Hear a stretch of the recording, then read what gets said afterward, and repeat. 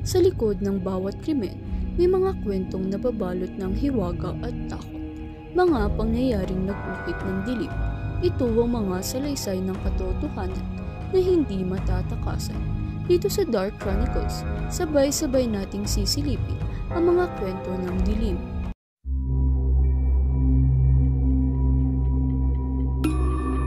Ito ang kwento ng isang batang babae na nanarapat sana sa proteksyon, ngunit nabigo siya ng mga nakatatandang dapat sana'y nag-aalaga at nag-iingat sa kanya. Sa isang tahimik na sulok ng North Carolina, nagsimula ang buhay ni Tegan Skeba. Katulad ng marami, isang batang ina ang nakilala ang isang lalaki at ipinanganak ang isang bata. Ngunit ang mga sumunod na pangyayari ay naging isang trahedya na nagpasindak sa lahat at nagpaluha maging ng mga veteranong pulis, doktor at grupo. Noong Hulyo 6, 2006, sa Raleigh, North Carolina, isang 26 years old na babae na si Helen Reese ang nagsilang ng isang sanggol na babae na pinangalan ng Tegan Eliza Skeba. Malusog ang sanggol na may kayumangging mga mata at maitim na buhok at agad siyang naging sentro ng atensyon ng pamilya. Mapagmahal nila siyang tinawag na T. Lumaki si Tegan na masigla at masaya, ngunit hindi naging maayos ang relasyon ng kanyang mga magulang. Nakilala ni Helen si Jerry Skeba, isang taon bago ipinanganak si Tegan, sa isang Applebee's restaurant.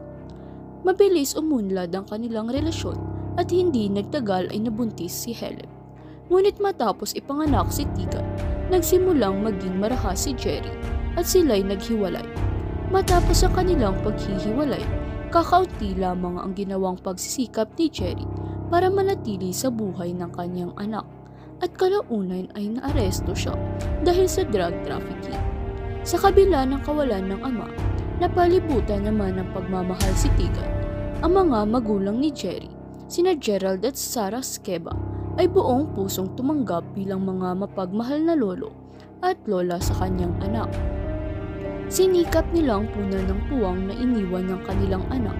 Hindi lamang sila tumulong kay Helen sa pag-aalaga, kundi nakabuo rin sila ng tunay na koneksyon kay Tegan. Lumaki ang bata bilang isang maliwanag at mapagmahal na bata. Mahilig siya sa mga prinsesa at kulay ube. May espesyosang hilig sa kalikasan. Gustong-gusto niyang maglaro sa hardin ng kanyang lola, manghuli ng paru-paro at ladybugs. Ayon sa kanyang lolo, napakagaan ng pakiramdam namin kapag kasama siya. Si Tegan na may pusong ginto, maging ang kanyang mga laruan ay inaalagaan niya.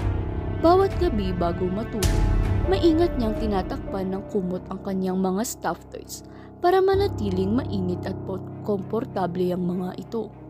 Kapag hindi siya nag-aalaga ng kanyang mga laruan, abala naman siya sa paggawa ng mga kwintas mula sa beads. Imposibleng hindi humanga kay Tegan, isang batang umiibig ng lubos at naghahangad lamang na mahalin din pabalik. Kung ang desisyon ay naiwala sa kanyang pamilya Skeba, sana sila na lamang ang nag-alaga at nagpalaki sa kanyang apo. Ngunit may ibang plano si Helen Reese. Pagkatapos ng hiwalayan kay Jerry, nananatili siya mula sa kanyang mga karelasyon ng ilang taon. Nagbago lahat ng yun ng unang bahagi ng 2010 na makilala niya si Jonathan Douglas Richardson, isang 21 years old na lalaki. Tulad ng dating karelasyon, may mabigat ding nakaraan si Jonathan. May mga kaso ng pananakit, paninira ng ari-arian at pagmamaneho ng lasing. Hindi itinago ni Jonathan ang kanyang masamang ugali. Ayon sa mga kamag-anak, madalas siyang sumigaw at magmura kay Helen, na kalaunan ay naging tahimik at sunod-sunuran sa kanya. Sa kabila ng lahat ng palatandaan na napalitan lang siya ng panibagong tiran, hinayaan ni Ellen na mas lumalim pa ang kanilang relasyon at walang pag-aalinlangan, ibinigay pa niya kay Jonathan ang access sa kanyang anak. Makalipas lamang ang ilang sandali mula nang magsimula ang kanilang relasyon, nagsimula lumayo si Helen sa pamilya Skeba. Bigla na lang niyang hindi sinasagot ang mga tawag at mensahe ng pamilya. Tuluyang pinutol ang ugnayan sa mga taong tumulong sa kanya sa pagpapalaki kay Tegan. Labis itong ikinasama ng loob ng pamilya Skeba at sinubukan pa nilang humanap ng legal na paraan upang makuha ang kustudiya ng bata. Ngunit sa ilalim ng batas ng North Carolina, napakahirap nitong makamit. Nagkaroon din si Helen ng bangayan sa sariling mga magulang. Noong Hunyo 2010, nagkaroon siya ng seryosong pagtatalo sa kanyang ina na si Maria. Pagkatapos ito, nagdesisyon si Helen na lumipat at manirahan na kay Jonathan. Biglaan niyang inalis si Tegan sa kanyang matibay na support system. Kapalit ng isang lalaki, halos hindi pa niya kilala. Isang napaka-irresponsableng hakbang. Ang tanging alam niya ay kung paano siya tratuhin ni Jonathan. Puro sigaw at galit. Gayunpaman, pinili pa rin niyang sumama sa kanya. Ang mas masahol, naninirahan si Jonathan sa isang shed na ginawang tirahan sa bakuran ng kanyang mga lolo't lola. Ang maliit na ekstrukturang ito ay yari sa yero. Maaaring sapat ito para sa isang binata, ngunit hindi kailanman akma para sa isang batang 3 taong gulang lamang. May kuryente ito, pero walang tubig, walang banyo. Madalas lang umiho o dumimi ang mga nakatira roon sa mismong loob ng shed. Wala rin itong kusina. Doon, si Helen, Jonathan at si Tegan ay sabay-sabay natutulog sa isang manipis na kutsyon sa sahig. Ayon sa mga kapitbahay, noong una hindi pa tuluyang miserable ang buhay ni Tegan. Minsan ay nakikita pa nila siyang naglalaro sa labas. Si Helen pa nga ang tinatawag pa niya itong father figure. Sabi pa raw niya, minsan ay mahigpit ito kay Tegan. Pero ipinapakita raw na mahal at inaalagaan siya. Sa kanyang sariling mga salita, I trusted him and his word. Si Tegan pa mismo ay nagsasabing gusto niya si Jonathan at nais niya itong maging kanyang tatay. Ngunit ito'y isang kathang-isip na kwento na paulit-ulit lamang na ikinukumbinsi ni Helen sa kanyang sarili. Sa likod ng mga pader ng maliit na shed, mas madilim ang katotohanan. Si Jonathan ay walang kontrol sa galit. Nagwawala hindi lang kay Helen, kundi pati sa sariling pamilya. Pati ang kanyang lolo ay umamin na natatakot siya sa kanya. Ang kanyang marahas na ugali ay umaabot sa lahat ng nasa paligid niya, pati kay Tegan na 3 taong gulang lamang. Ipinahayag ni Helen na sinubukan niyang magtakda ng mga hangganan kung paano ituturing ni Jonathan ang kanyang anak. Ngunit ang kanyang mga kilos ay kabaligtaran ng kanyang salita. Minsan, nilagyan ni Jonathan ng sigarilyo sa bibig si Tegan at inilagay sa harap niya ang isang lata ng beer. Saka ito kinungnan ng litrato. Bagamat sinuway siya ni Helen, hindi niya kailanman pinigilan ang lalaki. Mas lumala pa, si Tegan na 3 taong gulang lamang ay di umano'y madalas pilitin ni Jonathan na uminom ng alak. Dahil naninirahan sila sa shed na walang maayos na posibilidad, nagkakaroon si Tegan ng mga aksidente sa pagdumi at pag-ihi. Walang tubig at walang banyo. Wala siyang ibang magagawa. Madalas siyang natutulog na nakasuot pa ang maruming damit na walang kahit kaunting dignidad. Sa halip na ayusin ang kanilang nakakaawang kalagayan, parusa ang ibinibigay ni Jonathan sa bata. Mula noon, nagsimulang magkaroon si Tegan ng mga hindi maipaliwanag na sugat tuwing siya ay naiiwan kay Jonathan. Ilang beses matapos bumalik si Helen mula sa tindahan, nadatnan niya si Tegan na may sugat sa ulo. Ayon kay Jonathan, nahulog daw ito mula sa bisikleta. Sa ibang mga pagkakataon naman, matapos ang isang pagpunta sa dalampasigan, nasugatan ng mata ng bata. Ang paliwanag ni Jonathan, tinamaan daw siya ng alon. Ngunit ang pinaka nakakakalabot na paaksidente ay nang umuwi si Helen at natatnan si Tegan na puno ng mga pasa at welt marks sa katawan. Ayon kay Helen, pumasok ako, niyakap ko siya at sinabi ko na mahal ko siya. Sabi niya sa akin, pinalo raw niya si Tegan dahil nagsuka ito sa kanyang upuan. Binugbog niya gamit ng electrical cord. Niyakap ko siya ulit. Sinabing mahal ko siya at tinanong kung ayos lang siya.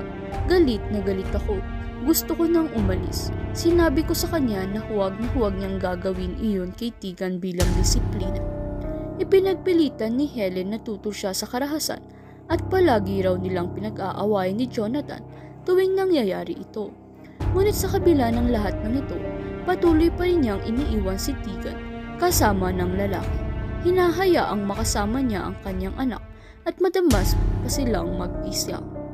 Noong unang bahagi ng Hulyo 2010, kinailangan ni Helen Reyes na humanap ng magbabantay kay Tegan habang siya ay sasailalim sa 10 araw na training sa US Army Reserve sa New Mexico. Marami siyang maaaring pagpilian, kabilang na ang mga mapagmahal na lolo at lola ni Tegan o maging ang sarili niyang mga magulang. Ngunit sa halip, pinili niya si Jonathan nang magboluntaryo itong alagaan ng bata. Agad pumayag si Helen kahit na alam niyang malupit ito sa kanyang anak. Hulyo 5, 2010, isang araw bagong ika-4 na kaarawan ni Tegan, si Jonathan ang naghatid kay Helen sa kanyang military training kasama si Tegan sa kotse. Habang nagpapaalam ang bata sa kanyang ina, hindi niya alam na iyon na ang huling pagkakataong makikita niya itong buhay. Sa pag-uwi, huminto si Jonathan sa Louis kung saan bumili siya ng lunch at padlock. Mga bagay na kalaunan ay natagpuan na nakakabit sa pinto ng shed. Malinaw na para ikulong si Tegan sa loob at pigilan ng iba pa na makapasok. At gaya ng inaasahan, hindi bigla naging mabuti si Jonathan nang siya na ang nag-aalaga sa bata. Sa halip, isainilalim niya si Tegan sa 10 araw ng matitinding paghihirap. Sobrang kalupitan na kalaunan ay nagpaluha maging sa mga nurse sa ospital at mga pulis na humawak ng kaso. Sa unang araw matapos umalis si Helen, nagsimulang magpatupad ng mga patakaran si Jonathan kay Tegan.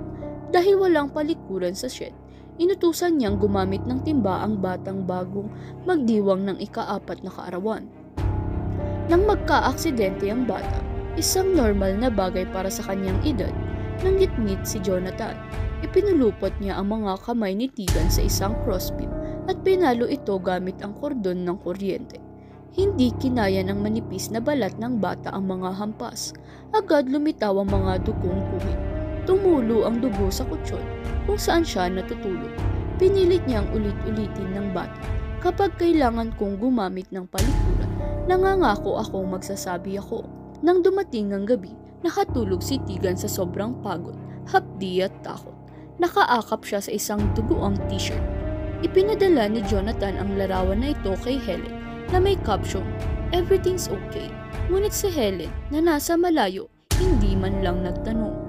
Sa ikalawang araw, mas lalo pang tumindi ang kalupitan. Ipinagbawal ni Jonathan kay Tegan na gumamit ng palikuran sa bahay. Ginawang parusa ang kanyang natural na pangangailangan. Nang madiskubre niyang muling nabasa ng bata ang kutsyon, nagalit siya ng todo. Hindi na siya nakontento sa pambubugbog. Kinuha niya ang pliers, hinawakan ng maliit na daliri ng bata, at ipinasok ang dulo sa ilalim ng kuko. Saka bigla ang hinila pa itaas hanggang sa maalis ang kuko. Ang matinding hagulgol ni Tegan ay lalo lamang nagbigay aliw sa kanya.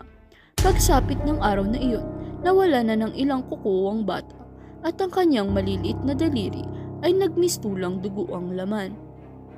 Sa kalaunan, natuklasan ng imbestigasyon ng bakas ng iba't ibang biological fluid sa underwear ni Tegan.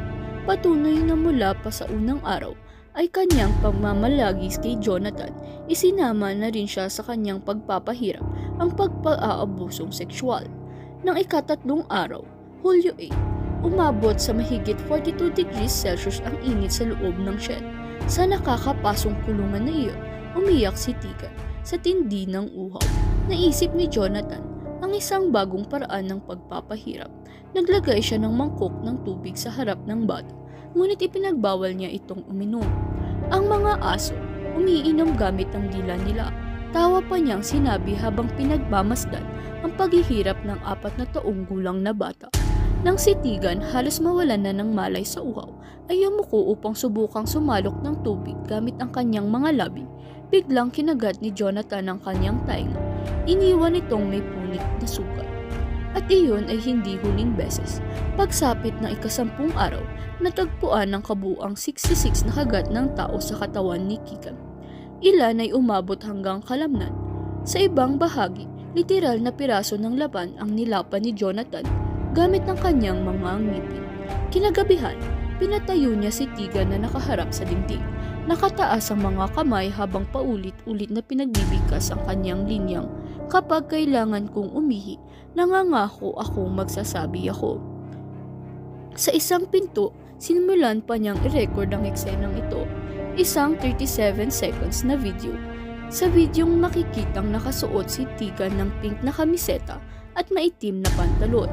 Nakataas ang mga braso, nakatalikod sa kamera, at paulit-ulit na binibigkas ang parirala. Sinisigawan siya ni Jonathan lakasan ng boses. Dahil sa takot, inulit ni Tegan ng 4 na beses ng mas malakas, halos manginig na. Sa ika-4 na araw ng pagpapahirap, puno na ng sugat at pasa ang katawan ng bata. Muli nag-imbento si Jonathan ng panibagong pamamaraan. Nadiskubre niyang ang isang sirang kordon ng kuryente ay hindi lang maaaring ipanghampas, maaari rin itong gawing mas masalimuot na instrumento ng pasakit. Ipinulupot niya ang kordon sa leeg ni Tegan at saglit na isinaksak sa saksakan. Dumaloy ang kuryente sa maliit na katawan ng bata, nagdulot ng kumbulsyon at iniwan itong may mga spiral shape na paso sa balat. Nang sumigaw si Tegan, tinatawag ang kanyang ina. "Mama!"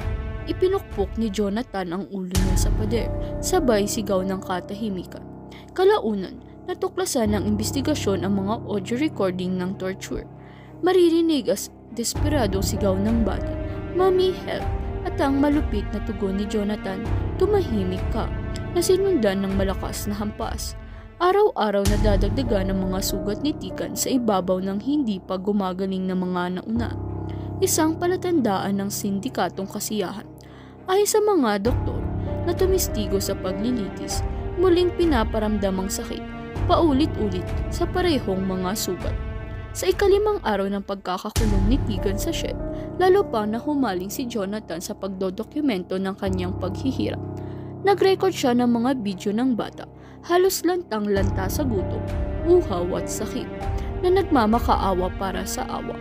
Sa isa sa mga video na kinuha noong gabi ng Hulyo 10, makikitang nakatayo si Tegan malapit sa pader. Nakatali ang mga kamay sa lubid, nakataas at halos hindi na siya nakasayad sa sahig.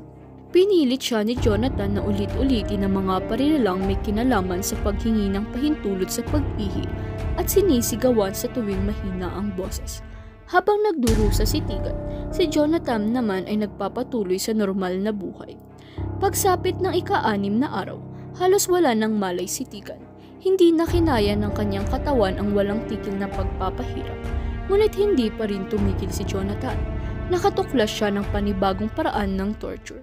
Nakaimbento siya ng isang laro kung saan itinali niya ang mga kamay ni Tegan sa isang biga, sa kisame at isinwing siya na parang pendulo. Habang isinasagawa ito, sinusubukan niyang hatawin ng pamalo ang tiyan ng bata tuwing sumasabay ang swing. Ayon sa mga kapitbahay, may narinig silang kakaibang ingay mula sa shed, subalit wala ni isa ang gumawa ng aksyon. Isang beses lumapit pa ang lola ni Jonathan at napansin na ang hakbangan ng pinto ay marumi ng dumi. Kumatok siya at narinig ang kanyang apo na mariing itinuutos kay Tegan, "Huwag kang lalapit sa pinto." Dahil walang sumagot, umalis siya nang walang ginawa. Nang isinagawa ang autopsy, natuklasan ang 37 na bali sa mga tadyang ni Tegan. Ilang dito ay para na sa proseso na ng paggaling, patunay na paulit-ulit siyang binabali sa iba't ibang araw. Ang tindi ng mga hampas sa kanyang katawan ay nagdulot ng multiple bone fractures. Sa puntong ito, ang shed ay tuluyang naging lugar ng di masukat na bangungot. Matinding amoy ng ihi at dumi ang lumaganap. Si Tegan ay wala ng kakayahang mapanatili ng batayang kalinisan. Ang kanyang katawan ay nababalot na ng dumi, dugo at iba pang likido. At tila ba nag-e-enjoy pa si Jonathan sa ganitong kalagayan. Sadyang ipinagkakait sa bata ang kahit pinakamaliit na dignidad bilang tao. Pagsapit ng ika-8 araw ng pagpapahirap, si Tegan ay wala na ng higit 70% ng kanyang dugo mula sa napakaraming sugat. At ang kanyang katawan ay labis nang nanghihina at halos wala ng tugon sa mundo sa paligid niya. Ngunit kahit sa ganitong kalagayan, hindi pa rin tumigil si Jonathan sa pang-aabuso. Gumamit siya ng iba't ibang bagay, mga patpat, metal na kagamitan at maging mga piraso ng tansong kawat. Natagpo ang nakabaon ng mga tanso sa balat ni Tegan. palatandaan na isinasaksak ni Jonathan ang mga hubad na kawat sa kanyang katawan. Higit pa rito, lumala ang sexual na pang-aabuso. Ayon sa mga medical expert, malawak na pinsala ang nakita sa maseselang bahagi ng bata. Malinaw na bunga ng marahas na pang-aabuso gamit ng iba't ibang bagat. Natagpuan din sa kanyang salawal ang halo-halong biological fluids, isang hindi mapag-aalinlangang ebidensya ng sexual assault. Sa ika-9 na araw, si Tegan ay nasa binggit ng kamatayan. Pilit pang nakikipaglaban ang kanyang katawan, ngunit wala ng halos pag-asa para siya ay makaligtas. Wala na siyang lakas para umiyak. Nakahiga na lamang siya. Walang malay, ganap nasa kamay na ng kanyang tagapaghiya. Noong July 16, 2010, isang linggo at ilang araw lamang matapos ang kanyang ika-4 na kaarawan, nadumihan ni Tegan ng dumi ang air mattress na kanilang pinaghahatian ni Jonathan. Dahil dito, nangingit siya sa galit, kinuha ang isang extension cord at ipinanghampas sa bata. Tinatamaan pati ang ulo. Isang malakas na palo sa ulo na tuluyang napabagsak kay Tegan. Nabitak ang kanyang bugo at tumagos ang utak sa kanyang tenga. Ang pagdurugo sa kanyang utak ay lubhang malala at hindi na tugma ng buhay. Gayunpaman, hindi siya agad dinala ni Jonathan sa ospital. Tumagal pa ng mahigit 3 oras bago siya isinugod sa ospital. At pagdating doon, nagsinungaling siya. Ayon kay Jonathan, tumatalon daw si Tegan sa kama at nahulog. Tumama ang ulo. Sinabi rin niyang nilagyan niya na ng ice pack at dinala lamang sa ospital nang hindi pa rin tumigil ang pananakit ng ulo. Ngunit agad na nagsiwalat ang katawan ng bata na nakakapangilabot na katotohanan. Pagkakita ng mga doktor sa kanyang kalagayan, sila'y labis na nasindak. Ang katawan ni Tegan ay may higit 140 na sugat, mga hiwa, punit, latay, peklat, pasa at 66 na kagat ng mula sa taong mula ulo hanggang paa. Ang ilan ay umabot na sa mismong kalamnan, bali ang kanyang mga pulsuhan. Ang kanyang mga masiselang bahagi ay may pamamaga at pagdurugo. Halos wala ng bahagi ng kanyang katawan ang nakaligtas. Ayon sa doktor na may 25 years na experience sa pagiging doktor, wala ni isang bahagi ng kanyang katawan na hindi napinsala. Sa oras na binalot namin siya sa kumot at inalis iyon, doon ko naramdaman ang bigat ng katotohanan. Matagal na siyang nagdurusa. Hindi ako handa para makita ito. Napagtanto ng mga doktor na ang pagbaba ng blood count ni Tegan ay hindi lang mula sa sugat sa utak, kundi mula sa daan-daang sugat sa kanyang buong katawan. Sa autopsy report, kinumpirma 144 injuries ang natala. Hindi ito gawa ng isang beses na pagkawala ng kontrol. Ito'y maingat at planadong pagpapahirap, paulit-ulit at matagal na panahon. Ang mga kagat na nakita sa kanyang katawan ay malinaw at malalim. Maraming ngipin ang kumpleto sa bawat marka. Nang unang makita ni Nurse Mary Butler ang mga sugat ni Tegan, siya ay labis na nabigla at nagalit kaya direkta niyang nilundag si Jonathan. Na maramdaman nitong hindi naniniwala ang nurse sa kanyang kwento, nagkunwari si Jonathan na aalis upang ilipat daw ang kanyang truck. Ngunit agad na napagtanto ni Butler na tatangkang tumakas ang lalaki, kaya titakbo niya ito at hinawakan sa leeg at pilit na kinaladkad pabalik sa emergency room. Dahil sa matapang na ginawa ni Butler, agad na naaresto ng pulis si Jonathan. Ayon kay Butler, hindi ko na kinaya. Tinignan ko siya at sinabi ko, "Oh my God." Pagkatapos nun, tumayo si Jonathan mula sa kanyang upuan at nagsabi na kailangan niyang ilipat ang kanyang truck. Kaya't agad siyang hinabol nito. Tumakbo ako ng buong lakas. Nahuli ko siya mula sa likod. Hinawakan ko siya sa leeg at inikot ko siya at itinulak ko siya pabalik sa iip. Samantala, desperadong sinubukan ng mga doktor at nurse na iligtas si Tegan. Dahil sa kritikal na kondisyon, agad siyang inilipat sa UNC Medical Center sa Chapel Hill. Ikinabit na life support. Gayunpaman, patuloy na pang lumalala ang kanyang kalagayan. Noong Lunes, Hulyo 19, 2010, ganap na 6:30 ng gabi, idineklarang patay na si Tegan Skevin. Ang kanyang pagkamatay ay kinakasipa bilang homicide. Sa imbestigasyon ng pulisya, natuklasan nila ang isang tunay na silid pahirapan sa kubo. Kabilang na ang mga ebidensyang natagpuan ay ang mga dugoang damit, mga recording ng pagsusumao ni Tegan ng awa, at iba't ibang instrumento ng pagpapahirap gaya ng mga dugo na galing sa buong silid. Kinumpirma ng DNA analysis ng mahigit 30 na gamit sa barong-barong na iyon ay may dugo ni Tegan. Kasama na rito ang kanyang salawal, pantalon, sleeping bag, punda ng unan at maging isang patpat. Lahat ito ay nagpapatunay na ang munting bata ay dumaan sa tunay na impyerno sa loob ng 10 araw. Ang huling mga salitang narinig kay Tegan ay pagsusumao. Hindi na po ako hihingi na pumunta sa banyo.